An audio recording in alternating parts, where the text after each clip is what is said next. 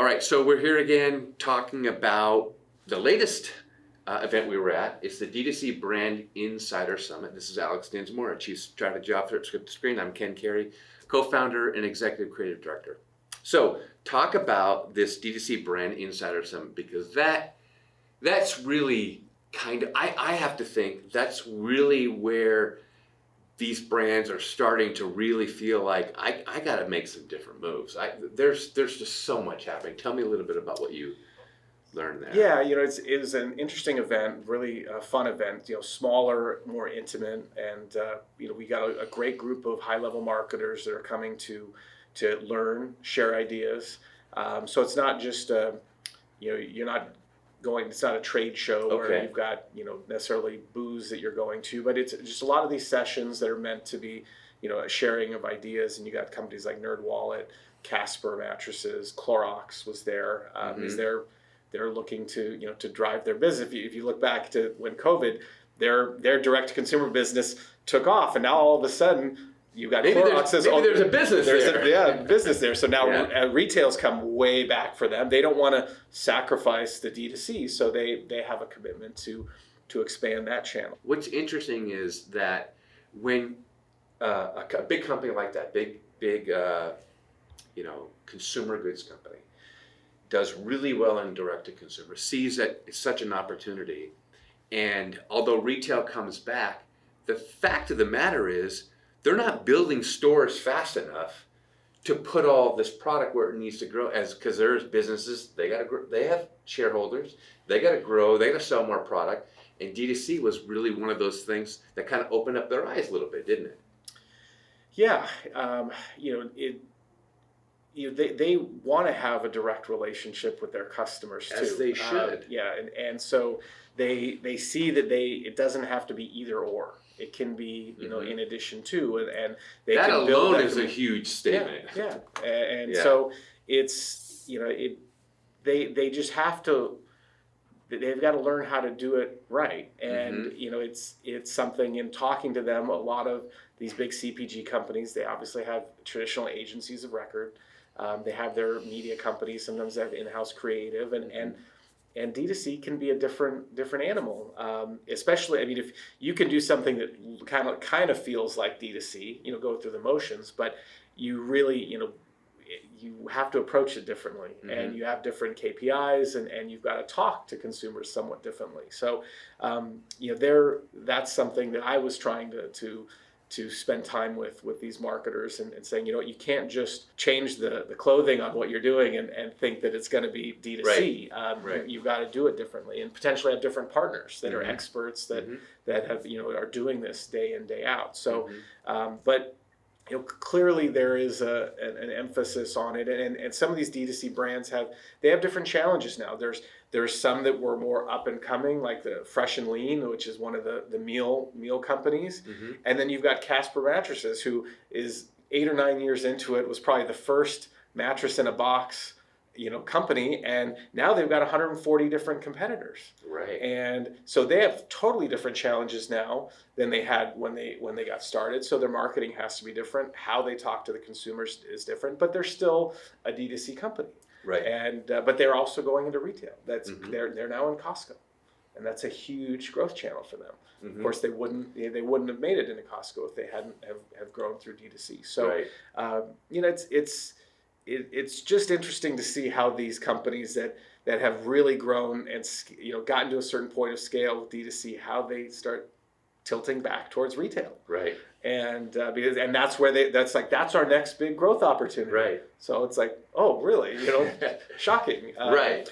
But that's not what they do. So they're having to go through that learning curve of, well, how do we do that right, and how do we support a mass retail business, because that's different than just running KPI or ROI specific D2C in some cases. So it was, again, just really interesting group of people, and to be able to spend 3 days with them, sharing ideas, talking about the challenges that they're seeing.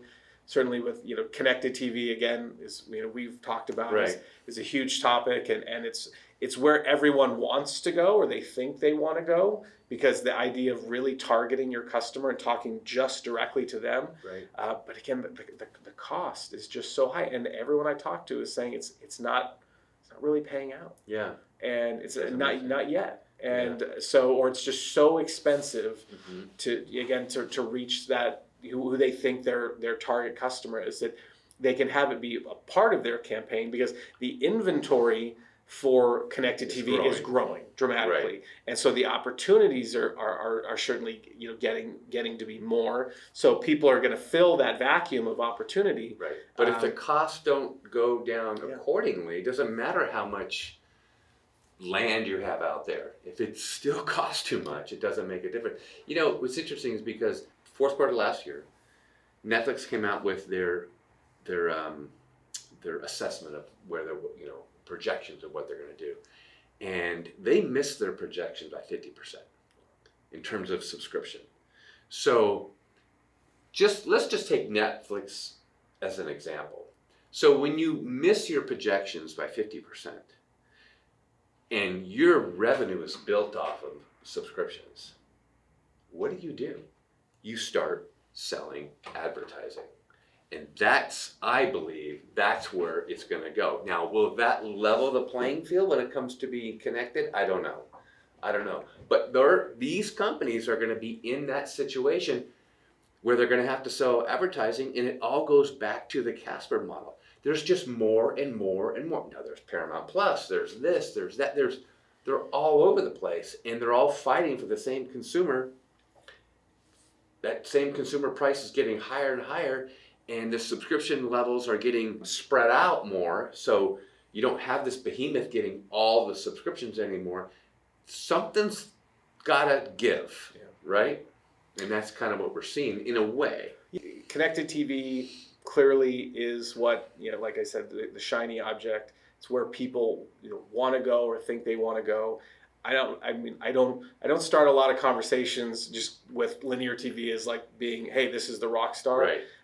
But it's just this amazing foundation, and it may not be. Some of these marketers, they might talk about how they're starting to divert funds from their linear TV over to connected TV, and that's fine. Mm-hmm. And then I think sometimes the media will pick up on that and be like, okay, well, TV's dead. People aren't watching it, and look, everyone's like, there's all these. But they never come back later to go look at the numbers. Well, it's still this huge behemoth, and again, when you're targeting the right type of customer, if we are targeting 18 to 25-year-olds, again, probably not the right way to be launching a new product or spending a ton of time and money talking through that channel, But again, it's just that when it's driving retail, building awareness, and just driving your overall business, again, the linear TV is still there as this kind of the old standby that people are still investing a ton of money in, and again, it's going to ebb and flow sometimes a little bit, but it's not You can't take CTV and say that, oh my God, it is way outperforming just far and away these other things, because it's not paying out yet, and I think we all hope it gets there, and because certainly we want it to succeed, and we want to meet consumers where they are with the whatever they're most open to, but again, it's got to make financial sense. Yeah. Well, when you were saying that. One of the speakers was talking about the importance of making contextual content to your market at a certain time in that buying cycle. Talk about that a little bit. Yeah, and so as customers, some might be, just in the exploratory phase. Some will have been looking for a product for a while, and some might be, I'm ready to buy.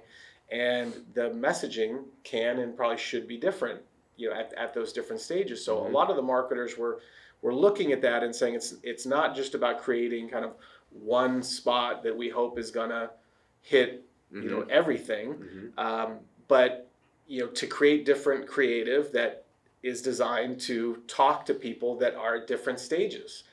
So it's certainly letting them know about the product or brand, but then it's not necessarily just coming out and saying, oh, well, if you're considering this, it's just subtly, Right. presenting the product differently, or maybe it's you're doing some more head-to-head comparisons, but they really want to figure out how they can target people at specific times, and it could also be around different events Correct. on the calendar. So before Christmas or before Mother's Day or Father's Day or whatever, and they really want to customize that content because they think that that's going to be in this day and age what consumers kind of need Right. is that, okay, I need to focus on this, and Right. you're hitting me at the right time. And so I think you're starting to see some of this storytelling as and we feel like we're in the storytelling business. We have for a long time. Yeah. That now, if we only have 30 seconds to talk to a customer, whether it's through connected TV or digital, then you can start giving sequential messaging. Yes. And to move people along. And of course, you have to have the right targeting. You have to know where those specific people are. But it's just a way.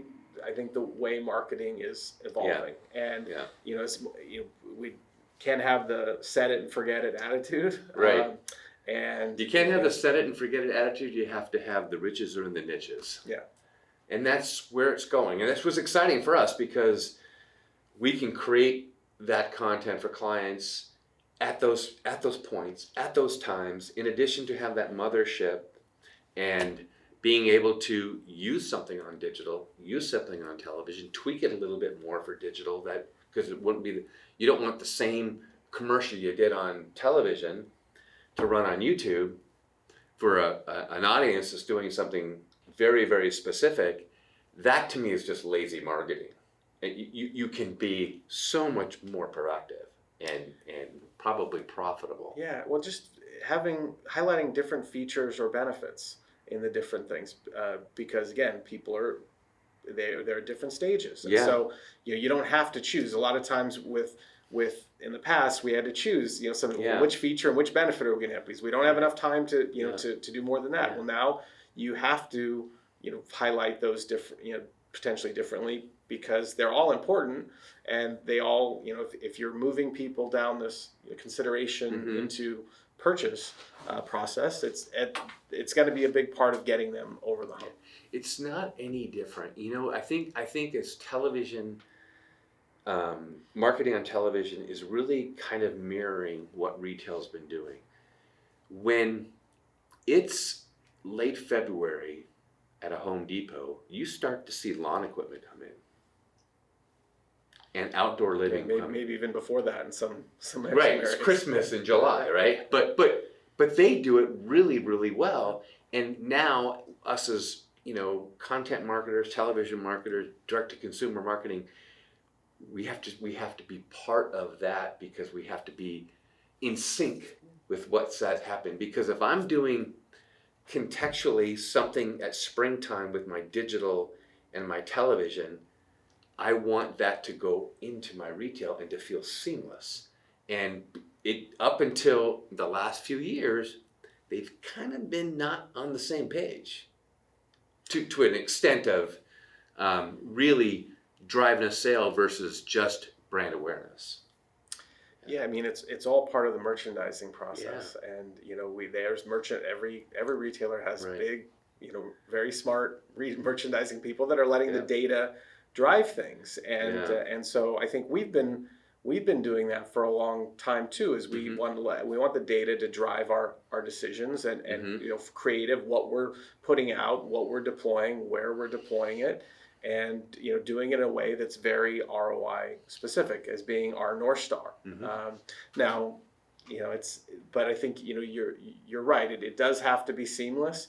And as we know, the bigger the company gets, the bigger our client, the more silos that there are there. So breaking down those silos and having visibility across all those channels is it's key. I'll say it's a challenge that I think it's not going away. It's just the nature of that beast. But that's something that our clients have to think about and look hard in the mirror to say, how can we succeed, and not being territorial in some cases, and letting people in to have that full visibility. And we're seeing that right now with a very specific client that's a multi-billion-dollar corporation. There's going to be a big launch this fall with a new product. And we're seeing that happening right now with them in terms of, okay, we have this great announcement for a new product, but here we are in April talking about how we're going to maximize this message to test. And then as the testing data comes in, we're going to really double down on certain areas, certain markets, certain times based on, so we're seeing it happen. Yeah. And, they see the value of that, I'm going to call it merchandising marketing on television. Yeah, well, and obviously we have the benefit of knowing this client and the thought that they've put into this, and their commitment to making it work. This wasn't just something that's like, oh, well, let's go do this. It's not nothing haphazard about it. And so it takes the right type of client, or at least for them to just to really fully commit to this and say we're gonna do what it takes to be successful and have an open mind and not again have this old mindset of there's bureaucracy or this is how we've done in the past or this is how we do it here. All of that stuff has to be well, I don't want to say it has to be thrown out, but I mean those are clear barriers to success. And those are the types of clients and businesses we want to be involved with because we know we can help them and they know they need the help, and we have the DNA to help them get past that old way of thinking and open their eyes a little bit. So well, that was clearly my message to some of these larger companies at the Brand Insider Summit was like, we can help you. Yeah, we've been there. We've seen this movie before. Right. We know how it goes. Yeah. And we know the challenges that you're dealing with internally and externally. Yeah. And so they're very receptive to that. And so I'm really looking forward to what we can do with some of those brands. Well, thanks for doing this breakdown of these events. I love doing them because I learn so much more, and then we start collaborating and start thinking about new offerings we can do to help with our clients. At the end of the day, like you said, we can help them, and it's not the old way, it's the new way to help businesses grow and scale. Yep. Cool. Awesome. Thank you.